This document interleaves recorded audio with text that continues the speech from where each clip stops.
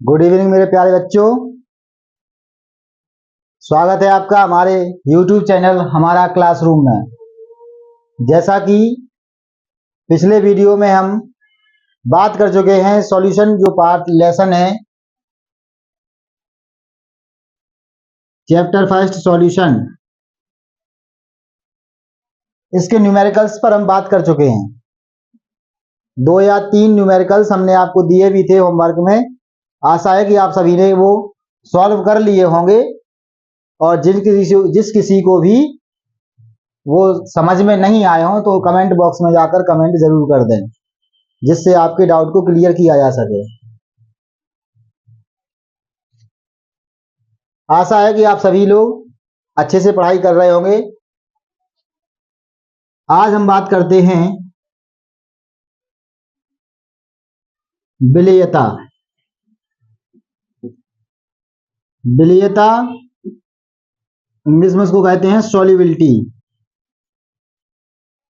English में कहते हैं सॉल्युबिलिटी। इसको एक चित्र के माध्यम से हम लोग समझते हैं।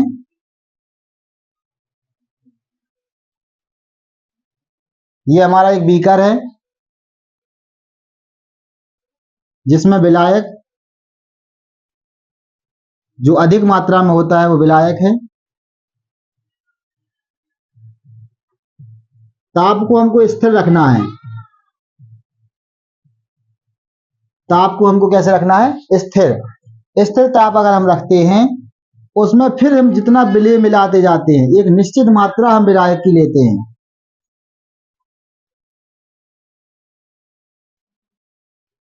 एक निश्चित मात्रा विलायक की लेते हैं और एक स्थिर ताप पर इसको रखा जाता है। उसमें हम जब विलेय पदार्थ को मिलाते हैं, विलेय पदार्थ धीमे धीमे मिलाते हैं तो विलेय पदार्थ जब तक घुलता जाता है, जहां तक घुलता जाता है, एक लास्ट कंडीशन ऐसी आती है जहां पर विलेय का घुलना बिल्कुल बंद हो जाता है। जहां पर विलेय का घुलना बंद हो जाता है उसको नोट कर लिया जाता है, उसी को हम विलेयता कहते हैं। यानी कि स्थिर ताप पर किसी निश्चित विलायक की निश्चित मात्रा में विलेय पदार्थ की जो मात्रा है, विलेय पदार्थ का जो घुलना है, वो हमारी क्या कहलाती है? विलेयता। क्या कहलाती है? विलेयता। फिर से एक बार, विलेयता क्या होती है? एक निश्चित ताप है, निश्चित विलायक की मात्रा है, उसमें जितना सॉल्यूट, जितना ही विलेय पदार्थ उसमें हम मिलाते जाते हैं, जितना ही विलेय पदार्थ उसमें मिलाते हैं, जितना वो घुल जाता है, एक ऐसी कंडीशन आती है जहां पर घुलना बंद हो जाता है, उसको नोट कर लिया जाता है, उसको हम कहते हैं विलेयता। समझ गए होंगे। इसके बाद हम बात करते हैं ठोसों की द्रव में विलेयता।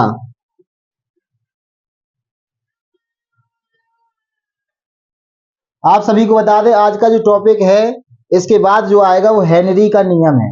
हेनरी का नियम जो मुख्य टॉपिक है आज का, आज के वीडियो का मुख्य टॉपिक है हेनरी का नियम, जो आपको हर बार पेपर में जरूर मिलेगा। ठोसों की द्रव में विलेयता।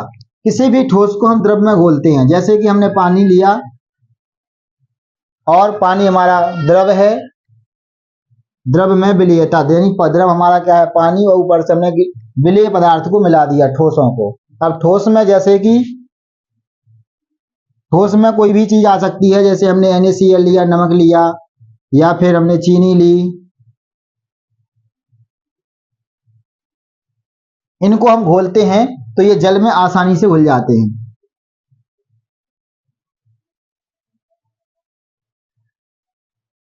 NaCl और चीनी, इनको जल में घोलते हैं, ये विलायक है, जल में घोलते हैं तो ये आसानी से घुल जाते हैं। लेकिन अगर इन्हीं की हम बात करें, जैसे हम एंथ्रासीन,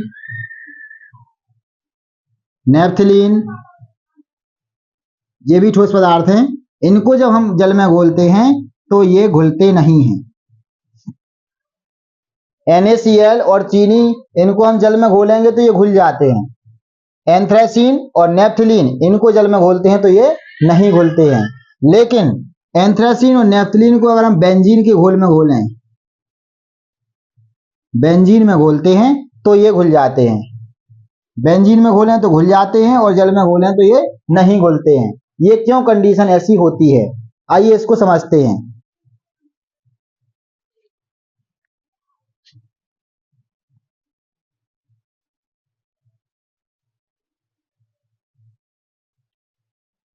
इसके लिए एक फॉर्मूला काम करता है, लाइक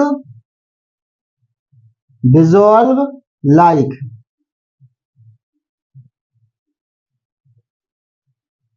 लाइक डिसॉल्व लाइक यानी कि जो जैसा होता है उसके साथ में वो मिल जाता है। जैसे कहा नहीं जाता है कि खरबूजे को देख के खरबूजा रंग बदलता है, कहा जाता है गिरगिट को देख के गिरगिट को देख के रंग बदलना, ऐसे ही होता है लाइक डिसॉल्व लाइक। ये हमारा फॉर्मूला जो है, इस फॉर्मूले पर ही ठोसों की द्रव्यमय विलेयता होती है। जैसे कि NaCl चीनी ये जल में घुल जाता है, क्यों घुल जाता है? क्योंकि ये ध्रुवीय विलायक है। जल जो हमारा है वो ध्रुवीय विलायक है, यानी कि अगर ध्रुवीय विलेय पदार्थ हैं तो वो ध्रुवीय में घुल जाते हैं, ध्रुवीय विलायक में घुल जाते हैं। यानी कि कैसा है, लाइक डिसॉल्व लाइक, जो जैसा है उसी के साथ में ध्रुवीय ध्रुवीय और अध्रुवीय विलायक होते हैं, वो हमारे अध्रुवीय के साथ घुलते हैं, ध्रुवीय के साथ वो बिल्कुल भी नहीं घुलते हैं। ये बात समझ में आ गई होगी, क्लियर जी। जैसे कि कहा नहीं जाता है कि चोर चोर मौसेरे भाई, यानी कि एक चोर है दूसरा चोर है तो उसकी संगति उसके साथ ही फिक्स होगी, चोर के साथ पुलिस नहीं बैठ सकती। ऐसे ही कुछ ध्रुवीय और ध्रुवीय, यानी ध्रुवीय के साथ कौन रहेगा, ध्रुवीय, अध्रुवीय के साथ कौन रहेगा, अध्रुवीय। यानी कि ध्रुवीय वाले जो होते हैं वो ध्रुवीय में घुल जाते हैं और अध्रुवीय वाले अध्रुवीय में घुलते हैं, ध्रुवीय के साथ नहीं घुलते हैं। ध्रुवीय मतलब polar, POLAR polar, polar solvent के साथ घुल जाते हैं और ये नॉन पोलर के साथ घुलते हैं। आगे बढ़ते हैं। ये हमारी बात हो गई ठोसों की द्रव्यमय विलेयता। ये केवल नॉलेज के लिए है, ज्यादा इसमें एग्जाम में क्वेश्चन कोई नहीं बनता है। फिर भी अगर आप PYQ देखें, MCQ क्वेश्चंस देखें, PYQ देखें तो उसमें जरूर ये क्वेश्चन बन जाते हैं कि ये वाले जो एंथ्रासीन और नेफ्थलीन है वो जल में विलेय हैं या नहीं है, या बेंजीन में विलेय हैं, किस में विलेय हैं, ये इस प्रकार के ऑप्शन आपको उसमें देखने को एग्जाम में मिल जाते हैं। अब बात करते हैं गैसों की द्रव्यमय विलेयता। गैसों की द्रव्यमय विलेयता, ये तो हमारा ठोस था। ठोस को तो हम घोल सकते हैं कैसे, पोलर और नॉन पोलर, ध्रुवीय और अध्रुवीय। आज का मोस्ट इंपोर्टेंट टॉपिक है गैसों की द्रव्यमय विलेयता।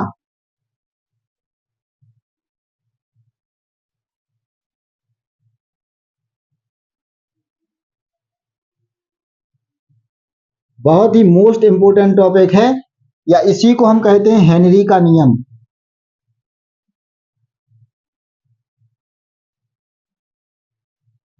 हेनरी का नियम, इधर से हम आज स्टार्ट करेंगे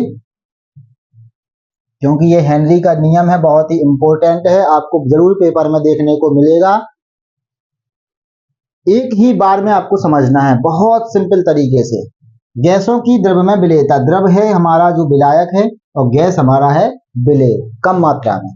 तो हेनरी का नियम, स्थिर ताप पर गैसों की विलेयता, यानी कि किस प्रकार से हम विलेय पदार्थ को विलायक में घोलते हैं।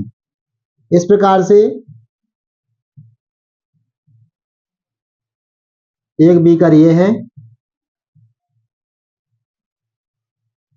एक बीकर ये है, ये हमारा जो पदार्थ है ये हमारा विलायक है, ये विलायक हमारा भरा हुआ है, ये विलायक हमारा भरा हुआ है। इसके ऊपर यहाँ पर एक पिस्टन लगाई है जो दाब को मेंटेन करती है, यानी दाब लगाती है, और ये हमारे गैस के अणु हैं।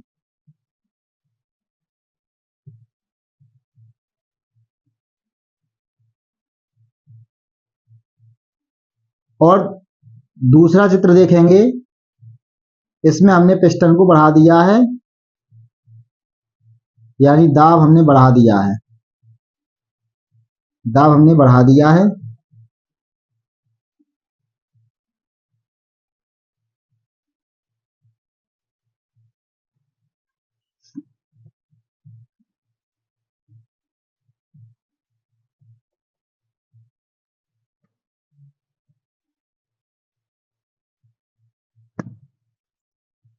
दोनों को समझते हैं। ये हमारा विलायक है,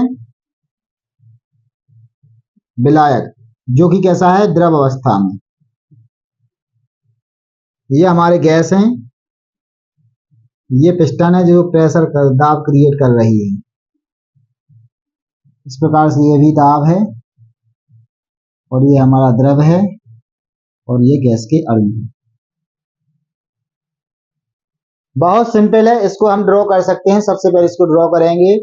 एक बीकर बनाया, उसमें ये हमने जल भरा या विलायक भरा कोई भी, उसके ऊपर गैस भरा, और इस ऐसे ही दूसरे वाले में द्रव, गैस, और ऊपर दाब को बढ़ा दिया। इसमें दाब एक ही पिस्टन से लगाए थे, यहाँ तीन तीन पिस्टन से और अधिक दाब लगा रहे हैं। देखना है, आइए देखते हैं, और बिल्कुल सिंपल तरीके से हम समझते हैं, जिससे हम हेनरी के रूल्स को क्लासरूम में ही सीख जाएं।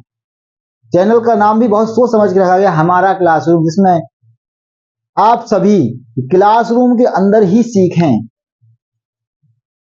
तो अब हम इस पे बात करते हैं कि अब जैसे ही हम इसको दाब लगाएंगे, प्रेशर हमने बढ़ाया, प्रेशर बढ़ाया तो ये कहां लगेगा, सबसे पहले गैस, गैस के अणु अब क्या करेंगे, जैसे ही ऊपर गैस है, गैस के अणु क्या करेंगे, ये मान लो गैस है, यहाँ पर पूरी गैस भरी हुई है, ये गैसों के अणु ये गति कर रहे हैं। अब गैसों के अणु पर जब प्रेशर पड़ेगा, जैसे ही हम इस पर प्रेशर लगाएंगे, तो ये जो गैसों के अणु हैं, ये अपने प्रेशर को कम करने के लिए कहां घुस जाएंगे, कहां घुस जाएंगे, वेरी गुड, कहां घुस जाएंगे, कहां घुस गए, ये द्रव में, और धीमे धीमे ये द्रव में घुलते जाएंगे। यानी कि जो गैसों की द्रव में विलेयता है, जो गैस है वो कहां विलेय हो जाएंगे, द्रव में। पहले ये अलग अलग थे, गैस ऊपर अलग और द्रव नीचे अलग, लेकिन जैसे ही हमने पिस्टन पे दाब लगाना स्टार्ट किया, तो उस प्रकार से हमारे ये जो गैस के अणु हैं, वो हमारे कहां चले गए, द्रव में। एक पिस्टन थी, कम अणु द्रव में गए, लेकिन हमने प्रेशर को और बढ़ा दिया, इंक्रीज कर दिया, प्रेशर को हमने बढ़ा दिया, और दबाया। प्रेशर को जैसे हमने और बढ़ाया, प्रेशर बढ़ाया, तो जो गैस के ज्यादा अणु थे, वो सब प्रेशर के मारे कहां चले गए, द्रव में। यानी कि द्रव में वो गैस घुल गई, द्रव में वो गैस घुल गई। यही हेनरी का नियम, this is called Henry's law. Henry का नियम यही कहता है कि अगर हम इसकी बात करते हैं, ये यहां पर हम स्थिर ताप रखते हैं,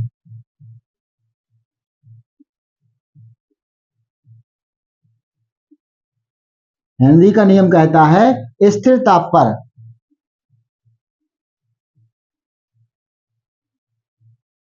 किसी गैस की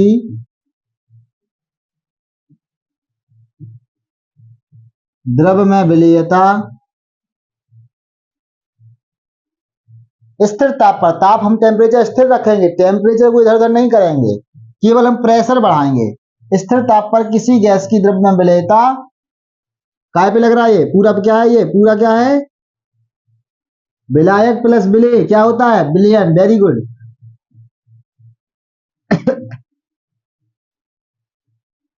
विलयन पर लगाए गए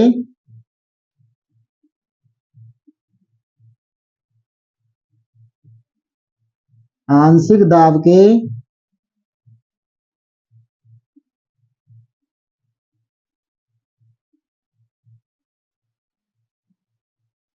समानुपाती होती है, गैसों की द्रव में विलेयता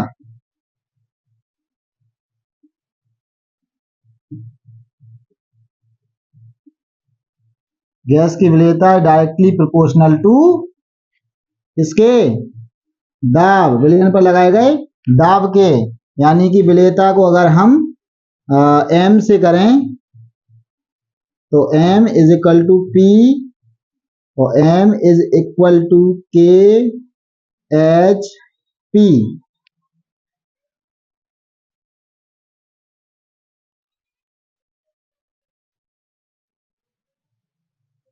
नोट करते जाइए और समझते भी जाइए। आपको क्लासरूम में ही याद करना है। अपने आप एक बार समझ लीजिए, अपने आप ये पूरी डेफिनेशन आप बना सकते हैं और ये कम से कम आपके एग्जाम में 3 मार्क्स का आने वाला है। 3 मार्क्स आपके बिल्कुल तैयार हो गए हैं। कुछ नहीं करना है, इसमें 2 बीकर बनाना है जिसमें एक नीचे द्रव भरना है, ऊपर गैस भरना है, इसमें द्रव और नीचे ऊपर गैस। प्रेशर को इंक्रीज करना है, पहले में प्रेशर कम, दूसरे में प्रेशर ज्यादा। अब हम इससे समझ सकते हैं कि प्रेशर अगर कम लगाते हैं तो गैस की जो विलेयता है वो कम घुलती है, और प्रेशर हमने ज्यादा लगाया तो गैस हमारी ज्यादा इसमें द्रव में घुल गई। यानी कि स्थिर ताप पर किसी गैस की द्रव में विलेयता विलयन पर लगाए गए आंशिक दाब के समानुपाती होती है। जो विलयन पर दाब लगाया जाएगा उसके समानुपाती होती है। जैसे जैसे दाब इंक्रीज किया जाएगा वैसे वैसे विलेयता बढ़ती जाती है। तो गैसों की विलेयता इज डायरेक्टली प्रोपोर्शनल टू दाब, m proportional to p, m is equal to K H into p, जहां के एच क्या है, हेनरी स्थिरांक, जहां m जो है वो घुली हुई गैस की मात्रा है। जो विलयन में गैस घुल गई है, सोल्युबिलिटी, घुली हुई गैस की मात्रा है।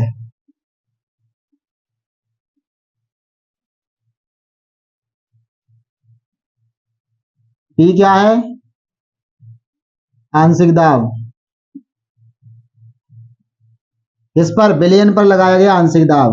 के एच क्या है, हेनरी का स्थिरांक, हेनरी कांस्टेंट, हेनरी स्थिरांक। अब इसमें हमें एक समझने वाली बात यह है कि गैसों की जो द्रव्य विलेयता होगी वो इज डायरेक्टली प्रोपोर्शनल टू आंशिक दाब। जितना अधिक दाब बढ़ाते जाएंगे उतनी अधिक गैसों की विलेयता बढ़ती जाएगी।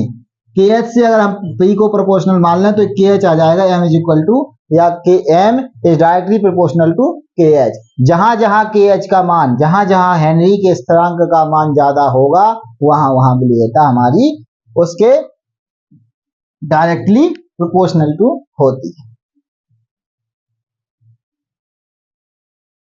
समझ में आ गया ना? बिल्कुल। आपके 3 नंबर बिल्कुल पक्के हैं, एग्जाम में जरूर आएगा। बिल्कुल इसको नोट कर लीजिए और स्टार लगा लीजिए। गैसों की द्रव्य विलेयता या हेनरी का नियम, इन दोनों के नाम से जरूर आएगा पेपर में। और इसमें साथ में एक 2 चीजें और आती हैं हेनरी का नियम का, एक तो सीमाएं और साथ में इसके अनुप्रयोग।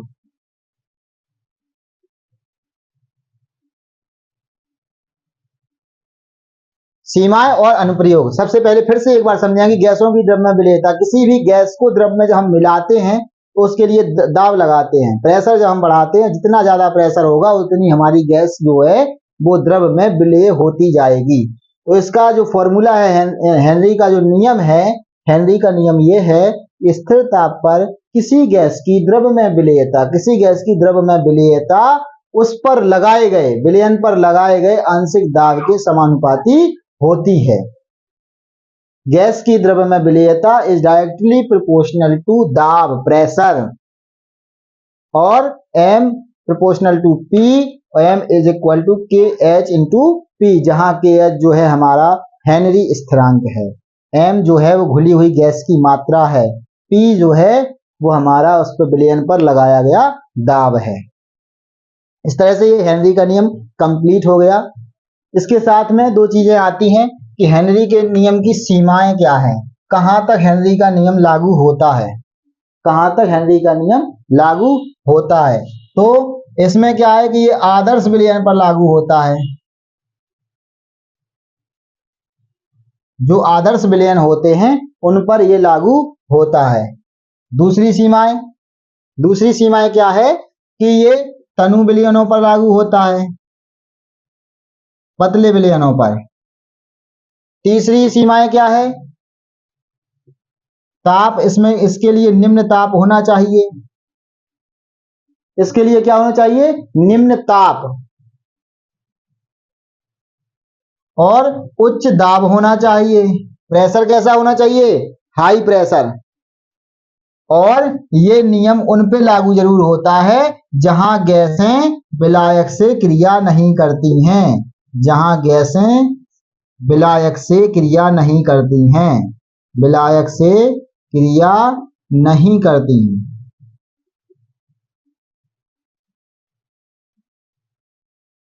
तो भैया अब हम इसको क्यों पढ़ें, इसका यूज कहाँ आएगा, उपयोग कहाँ होता है हेनरी का।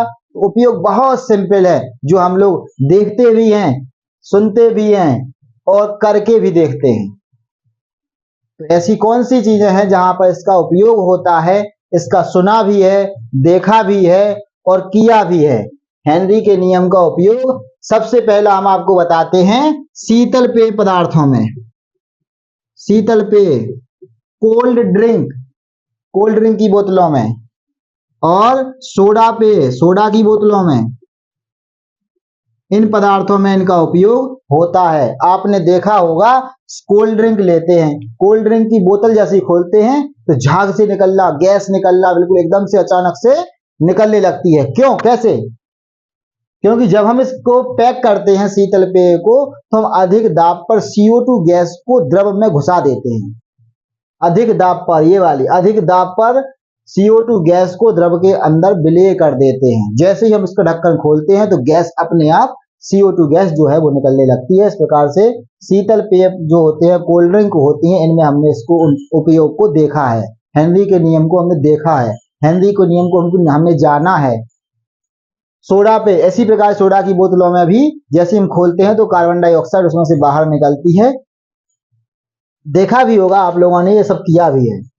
लेकिन अब आपको क्लियर हो गया कि ये है क्या, हेनरी का नियम है, जिसके कारण शीतल पेय पदार्थों को खोलने पर उनमें से गैस निकलती है, क्योंकि उस गैस को अधिक दाब पर उसके अंदर गैस के द्रव के अंदर विलय कर दिया गया था। दूसरा, गोताखोरों के लिए,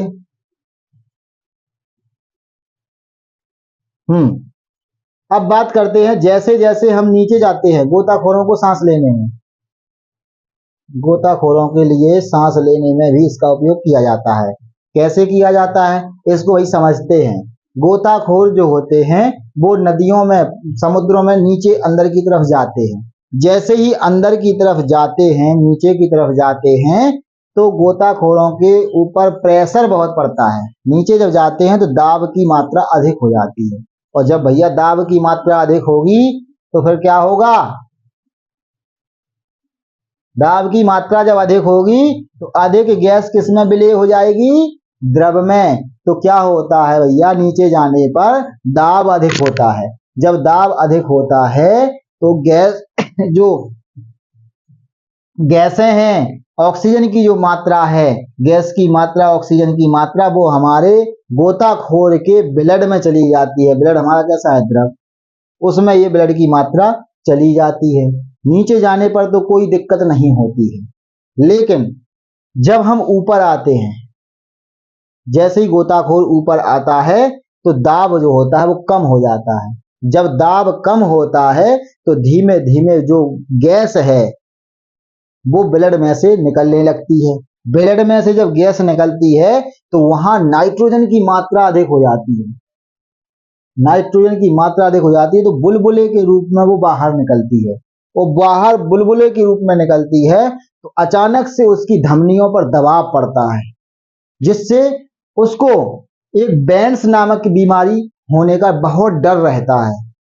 गोताखोर को बेंस नामक बीमारी, बेंस नामक बीमारी का बहुत डर होता है। इसीलिए गोताखोरों के सिलेंडर में हीलियम, नाइट्रोजन और ऑक्सीजन का मिश्रण पहले से भर दिया जाता है। हीलियम, नाइट्रोजन और प्लस ऑक्सीजन का मिश्रण इसमें भर दिया जाता है सिलेंडर में, जिससे वो उसको रुधिर में कोई कठिनाई ना हो, बेंस ना बन पाए, बेंस की प्रॉब्लम गोताखोरों को ना आ पाए। तो दूसरा हमारा उपयोग था गोताखोरों को सांस लेने के लिए। तीसरा होता है पर्वतारोही।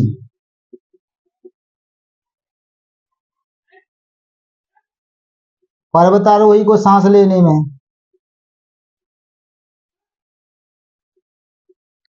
ऊंचाई पर चढ़ते समय प्रेशर बहुत कम हो जाता है। ऊंचाई पर जब चढ़ते हैं तो प्रेशर बहुत कम हो जाता है। वहां पर पर्वतारोही को फेफड़ों से सांस लेने में बहुत दिक्कत आने लगती है। पर्वतारोही जो सांस ऊपर चढ़ते हैं, जब हम ऊपर जाते हैं पर्वतों पर तो वहां पर प्रेशर कम हो जाता है, और प्रेशर कम हो जाता है तो जो अंदर जो हमारी गैसों की मात्रा है वो धीमे धीमे बाहर निकलने लगती है। दाब कम होने से गैसों की जो विलेयता है वो द्रव्य से कम होने लगती है। इससे ऑक्सीजन का जो लेवल है, ऑक्सीजन का लेवल बहुत कम हो जाता है। ऑक्सीजन का लेवल कम हो जाता है, इससे सांस लेने में बहुत कठिनाई होती है। इसको हम इसकी जो बीमारी हो जाती है उसको एनोक्सिया कहते हैं, एनोक्सिया कहते हैं। क्या कहते हैं? एनोक्सिया। गोताखोरों की बीमारी जो हो जाती है उसको कहते हैं बैंड्स। पर्वतारोही को होती है एनोक्सिया। इनसे बचने के लिए, बैंड्स से बचने के लिए हीलियम नाइट्रोजन ऑक्सीजन का मिश्रण गोताखोरों के साथ में सिलेंडर में दिया जाता है, जिससे ये बैंड्स की बीमारी उनको ना हो पाए। पर्वतारोही को सांस लेने में एनोक्सिया हो जाता है।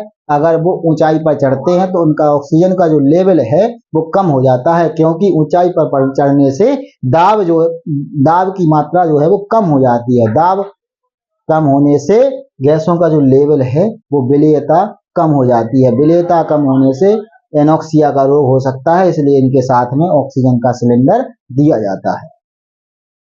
किसी को हेनरी के नियम में कोई भी डाउट है तो वो हमारे कमेंट सेक्शन में जाकर कमेंट कर सकता है, और इसको समझने में कोई परेशानी हो रही है तो डायरेक्ट आप मैसेज भी कर सकते हैं।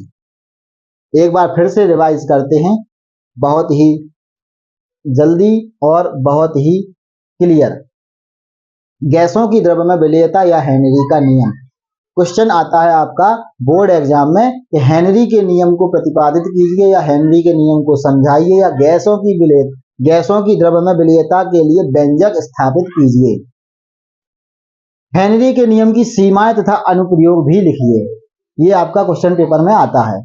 3 मार्क्स का पेपर में आता है। तो इसके लिए हमें सबसे पहले लिखना है, इस तरह से चित्र बनाना है दो, इसमें एक प्रेशर कम, इसमें प्रेशर ज्यादा। स्थिर ताप पर किसी गैस की द्रव्य में विलेयता, स्थिर ताप इसमें स्थिर होता है। स्थिर ताप पर किसी गैस की द्रव्य में विलेयता उस पर लगाए गए आंशिक दाब के समानुपाती होती है। m proportional to p, m is equal to KH into P, जहां KH हेनरी का स्थिरांक है। सीमाएं क्या है? यह जो हेनरी का नियम है ये केवल आदर्श विलयनों पर लागू होता है, तनु विलयनों पर लागू होता है। निम्न ताप पर अच्छा रिजल्ट देता है, उच्च दाब पर अच्छा रिजल्ट देता है। जहां गैस विलायक से क्रिया नहीं करती है वहां वह यह नियम लागू होता है। शीतल पेय, सोडा पेय, इनके लिए ये अनुप्रयोग इसका किया जाता है। गोताखोरों के लिए सांस लेने में भी इनका प्रयोग किया जाता है। पर्वतारोही को सांस लेने में भी इसका प्रयोग किया जाता है। इस प्रकार से आपका 3 मार्क्स का ये क्वेश्चन कंप्लीट हुआ। आज की वीडियो में इतना ही। नेक्स्ट मिलते हैं नेक्स्ट वीडियो में। आगे इसके नेक्स्ट वीडियो में मिलते हैं राउल्ट नियम के साथ। राउल्ट का नियम, कल के सेशन को ना छोड़ें।